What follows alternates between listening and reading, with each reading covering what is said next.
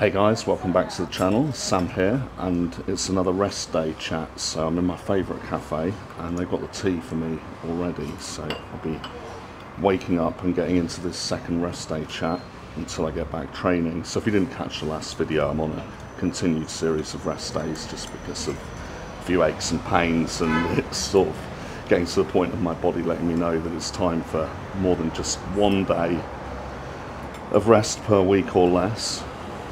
The only update on my progress and my journey at the moment really is that I'm feeling heaps better just from a bit of an extended rest. So that painful biceps on the right arm, it's feeling much better. It was very achy when I extended it all the way like this, but now it feels almost exactly the same as the left, and I think if I just lay off on direct work on it for another week or two, it should be fine. But I'll still be training back, chest, shoulders as normal. I mean, chest and shoulders, it shouldn't affect too much because that would be bringing in the triceps, but back I'll maybe do a little bit lighter to not really yank on it or use the biceps excessively, and I think all of that will be fine. The toe gets better by the day. Most of the time when I'm walking around I can't even tell that I've ever done anything. It just still looks a bit of a mess, but feelings wise and recovery wise I'm getting very close to feeling like nothing's happened, so that's all good. So really in my journey and progress, the only other thing to majorly address at this stage is sleep. I have mentioned in some of the older videos that I've had not great sleep, and I've been looking into that. I did the sleep study and I still await the results on that, but when I have those results and any kind of improvement there, that'll be a video of its own, as I am documenting everything here, or anything also that could be helpful to any of the viewers. As I'm trying to keep track of every aspect of this and improve where I can, and I've got this long off season. You see, like when I last competed I was doing an off season that lasted 7 months before getting back into the contest prep mode again and going round again, and in that 7 months I made a lot of progress. Last time round I ended up being 12 pounds heavier on stage than 2022 when the whole cut down was complete. So that was, a fantastic result for 7 months off season work. But here I've done more than 7 months continuously already and intend to continue for the whole rest of the year. Oh lovely, thank you very much. It's my toast arriving. The breakfast is coming piece by piece because it's so large. But yeah, as I was saying, we're already up to 8 months, 8.5 months past possibly of this off season, but it continues all this year. So I'm expecting to make similar progress, if not more, the next time round, which is why I was wondering whether I'd even be able to get back into the NPC weight limits for classic physique next time round. That's unlikely, given the fact that I'm already 20 pounds heavier than my heaviest weight of the last off-season round. All I can be pretty sure of is that major improvements have been made, so I'm happy with that, and it means that I can do something sensible like this, like take an extended series of 3 rest days, say, because there's no great rush, there's no great deadline to get back to stage. I'm just trying to make very solid progress and not mess anything up long term. So if anything feels like my body giving me a warning sign or something that's borderline injury, I'm just going to back off there and take extra rest. And just wanted to sort of document that as well as the workouts, to provide an example of a strategy like throughout the year and what I'm doing here with a longer kind of game plan. Look, the last piece has arrived. There's my version and my choices for the full English breakfast here.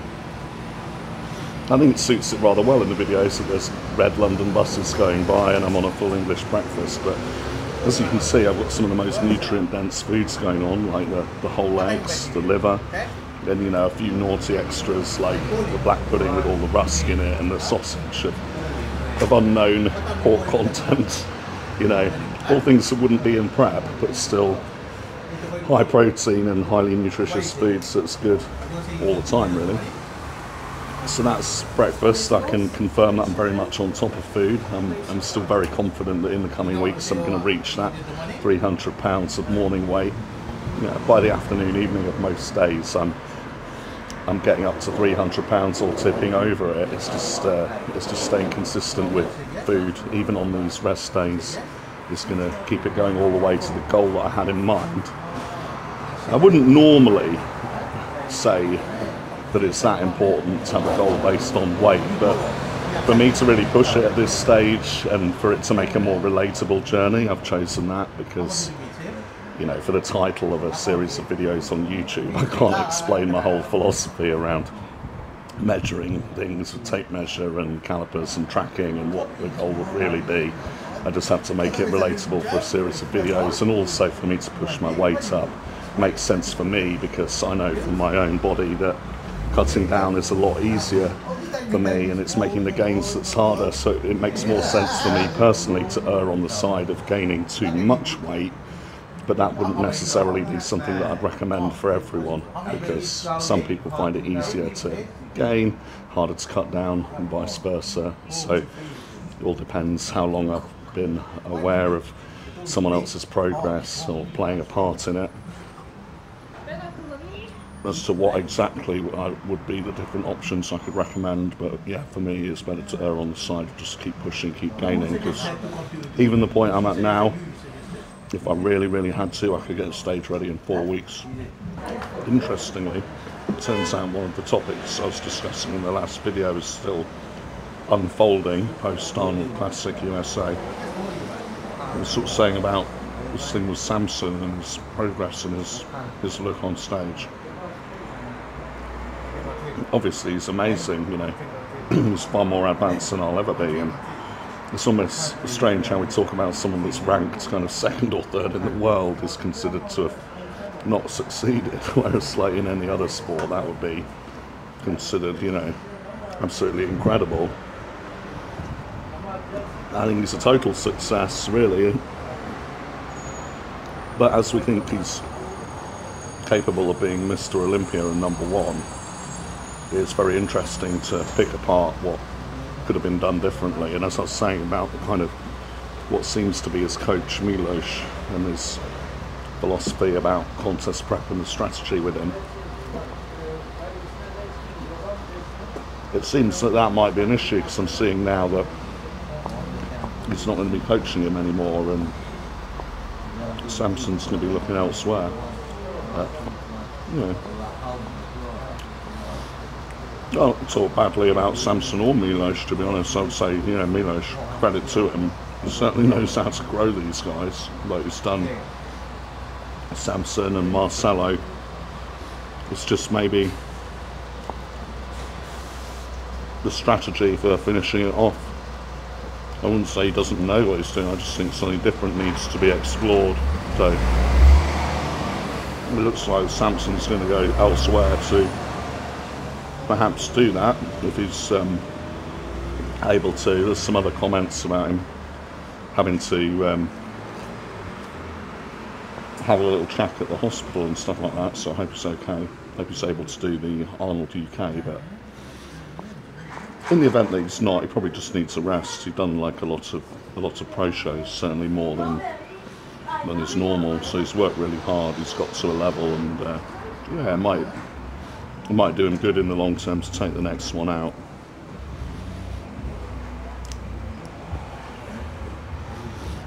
But it'll be interesting to see, you know, just how far he could go, because his kind of size, shape and structure, and he's quite new at being at this kind of level, means he could still have the longevity to, you know, really get to the top and leave a real legacy, you know. So fair play.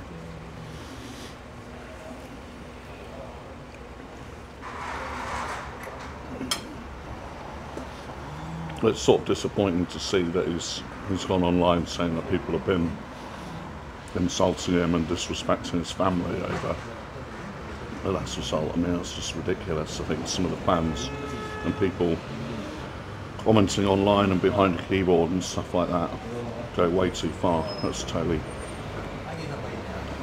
not cool in my view. I think, you know, anything I've said about the matter, you know, I would say in person, I'm putting my face to it on video, and I'm not saying anything bad. I'm just giving my subjective opinion on what's a subjective matter at the end of the day, how someone turns on stage and what the strategy was. But you know, all along I'd say that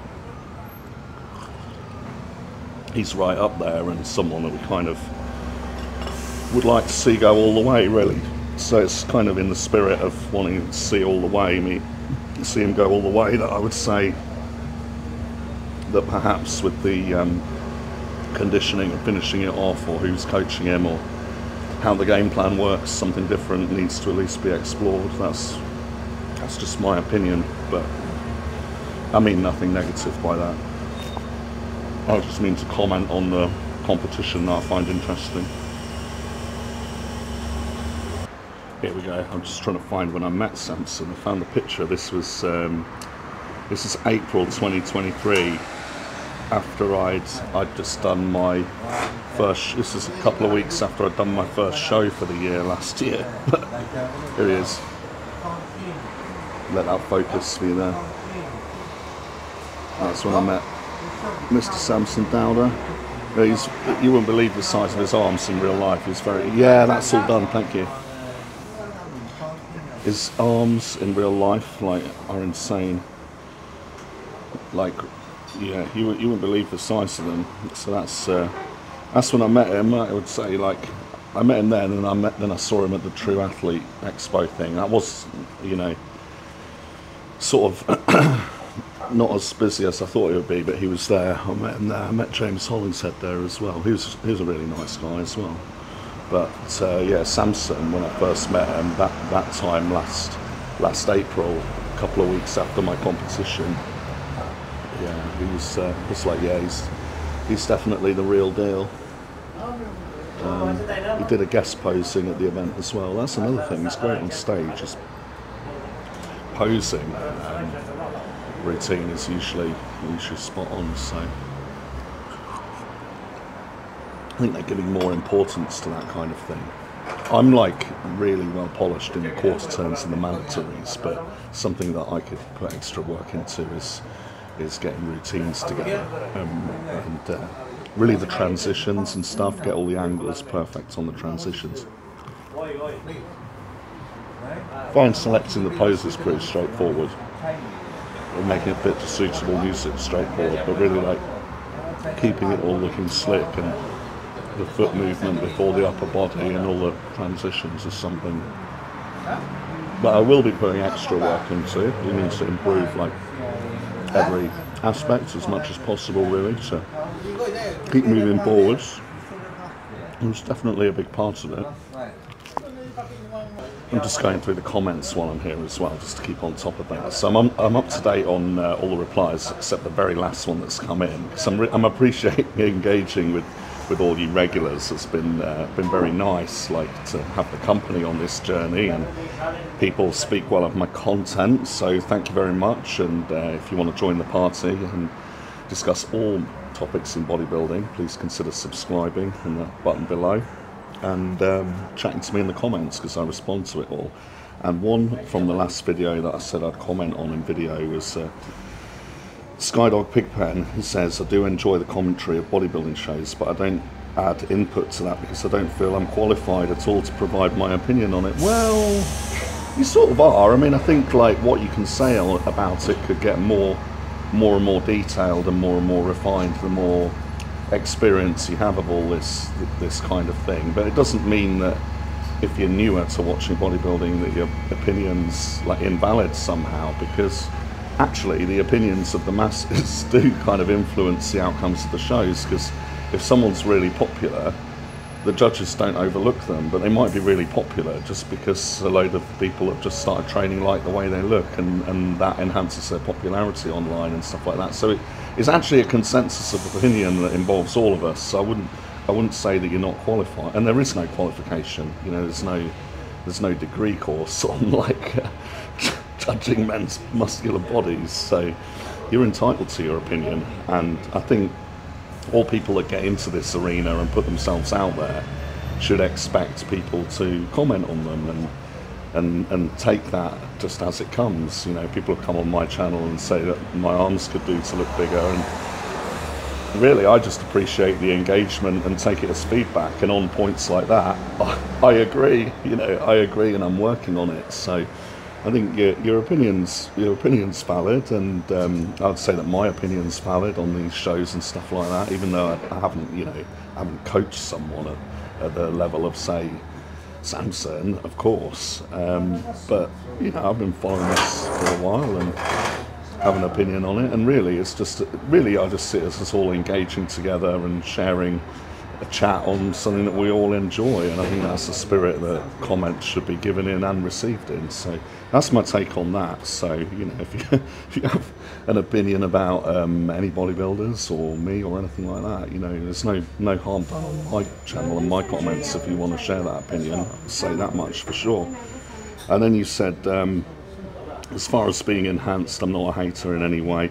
People can do what they want. You know, great. You know, I appreciate that, mate, because sometimes the two sides of that, like, it's almost like an unspoken rivalry, or like look down on the other side of it or whatever, like natural and enhanced and stuff like that. And you know, like I'm experienced in both sides, so I have an appreciation of both sides. And I think, you know, like you said, it's a personal choice, and I think that should be the individual's personal choice. I wouldn't, you know, as I've said loads of times, I don't advise like to do a certain thing in that regard. I just inform on what bodybuilders do, and you know, this is physique philosophy, love of knowledge. It's just knowledge about opinions about what bodybuilders do, and but for your life, you know, and you being safe and stuff like that, you know, I think it's wise that you've said, like, if you ever do anything remotely like that, it's going to be through a doctor, you know, and your decision. So good for you.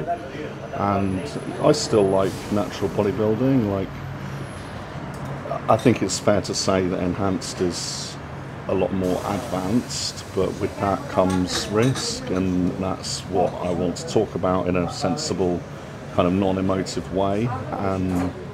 But I still think that an advanced natural physique is still a very beautiful thing, and I've seen some really good natural bodybuilders when I was on the circuit at UK DFBA, and I still have a lot of respect for it. So, you know, I don't see it as two separate sides of anything. And I think, you know, you've also said one of your goals is to get in such good shape as you can, like possibly with determination, and max that out there. And I think that's very sensible. I mean, even for people that are going to make a personal decision to do something a little bit beyond that, you know what I mean, they're still going to get the most out of that route if they've built their knowledge and consistency and results on the foundation of hard training and serious in-depth look at their nutrition first, and then plateaued for a period of time, and then done something else. They'll always get more out of that something else in the long run than someone who does it like prematurely or doesn't take it too seriously. So, you know, nothing but agreement from me on all of that, mate, for sure. And then the last one, I'll just see the last comment that's come in. It's literally just come in. Newest. Yeah, shout out to Todd Graham, another regular commenter on my channel. Yeah, I really appreciate this, mate. You're just basically saying that you've had some of your own struggles and relating to some of the other regular subscribers commenting on here on what they've experienced with tendonitis and injuries and stuff like that. And you know, I didn't expect I'd get this much engagement this soon, and people treating it like a community and supporting each other over challenges they've had with injuries and setbacks and stuff like that. So that's happening now, and you're participating in that is great. You know, it makes it all the more worthwhile for me to keep this going. So thanks to you as well, Todd. That's bringing us up to date with comments, or the ones that I see best to comment on video. And we move on. I think perhaps one or two more rest days, and then I'll be back training chest. I've just got to make sure that chest day doesn't land on the Monday when there's going to be no equipment for me, and I won't be able to get on my dumbbells and my favourite bench and stuff like that. With the pressing, I like to get the really wide bench so that I've got stability with my back to really like push against it with my back muscles and stuff like that.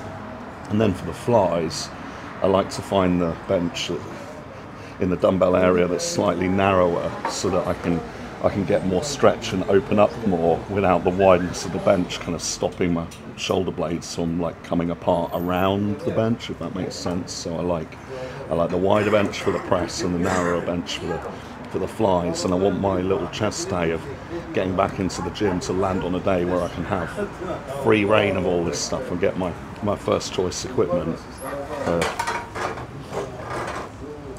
Even though I'm really enjoying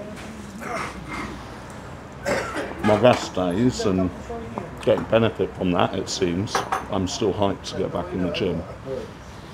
What I've mostly been enjoying on these rest days is just getting up to date on plans and communications and the rest of the work that goes into this. So that's all up to date, and then aside from that I've been relaxing, watching films, and because I had that weird dream about a week or two ago that was similar to The Omen, I decided to watch the whole series of Omen films again, and I discovered that there's a new one out in April. They've got a prequel coming out in April, so I'm really up for that. I'm not massively into films, but classic horror films I really enjoy, so rediscovered all of that while chilling out and recuperating. I've just got a whole load of toast left, all of this milkshake that'll get even more food in me when my appetite for the solid stuff is expired, and I better make headway with that. I haven't got too much more that I can think to say for this video, and just want to say thanks again for your comments and encouragement, and I'll be back with the next video very shortly. It's a video every day, and as we continue with that we'll gradually cover everything, won't we? So thanks again, speak soon, cheers.